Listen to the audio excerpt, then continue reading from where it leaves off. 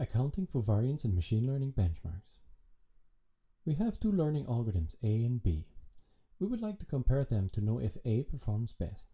Measuring their performances is a noisy process, represented here by probability density functions for A and B. Because of the noise, our measures can be deceptive. How can we compare them reliably? In this short video, I will present our recommendations based on our empirical investigations of the variance in typical machine learning benchmarks. I invite you to watch our long video at MLSys for more details on our empirical investigations. Randomize, randomize, randomize. There are many sources of variation in the learning pipeline, and they should all be randomized whenever possible. One common example is weights initialization. Each time a neural network is trained, the weights are randomly sampled, each time leading to a slightly different performance measure. Another example is the random data splits. Like it is done in cross-validation, if we change the samples used for training and for test, the performance will vary. And there are many other examples: data order, data augmentation, dropout. One rarely considered is a hyperparameter optimization. See our long video for more information on this. Paired comparisons. Say we use different splits to compare algorithms A and B. The datasets contains examples easy to classify, the E's, and others hard to classify, the H. In this example, A would be disadvantaged. The test set is harder than the one for B. That is why we commonly use the fixed test set to compare algorithms. But we miss the variability due to random split and can be deceived. Instead, we should draw random splits and make paired comparisons of A and B on the same splits.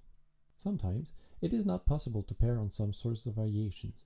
Imagine if A and B do not have the same architecture. But if you are comparing optimization algorithms, for instance, then you should make paired comparisons using same initializations.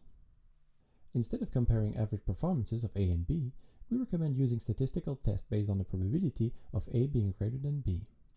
To calculate this, we randomly train A and B while randomizing sources of variations, ideally with pairing.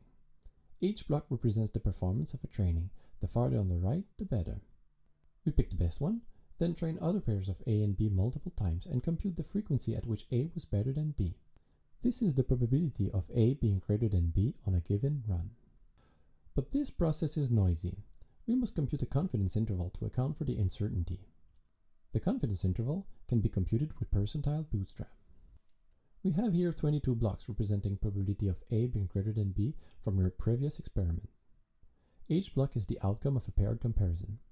To compute percentile bootstrap, we first sample with replacement 22 outcomes from our original ones. We do so n times. For each row, we compute the probability of A being greater than B. We then sort these results and take the 2.5th percentile and the opposite one. This gives us a 95% confidence interval. When drawing a conclusion on whether A is better than B, we want the result to be statistically significant. This means that A being similar to B should not be likely based on the results. In other words, the confidence interval should be on the right of 0.5. However, A could be marginally better than B, which is of little interest. Therefore, we also want the result to be statistically meaningful. A should be better than B by at least gamma. This is defined by the experimenter based on practical considerations. For instance, if A is better than B by gamma, then it is worth the cost of re-implementing a reference pipeline for customers. If the confidence interval overlaps with 0.5, then the result is not statistically significant. If the confidence interval is below gamma, then the result is not statistically meaningful.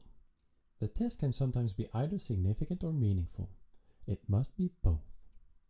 It can be especially problematic if gamma is close to 0.5. The problem is the sample size. It is too small and leads to too much uncertainty, hence a large confidence interval. You will find in the appendix of our paper an equation to compute the minimal sample size you should use for a test based on gamma. The curve on the left shows how minimal sample size varies as we change gamma. The lower gamma, the higher the sample size. This ensures that the test can still be both statistically significant and meaningful, even if gamma is close to 0.5. In summary, our recommendations are: 1. Use random data splits whenever possible. 2.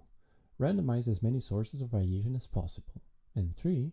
Use a statistical test such as the probability of outperforming to benchmark your algorithms. This is a short summary. I invite you to watch our oral at MLSys for more information on our empirical investigation supporting these recommendations. Thank you.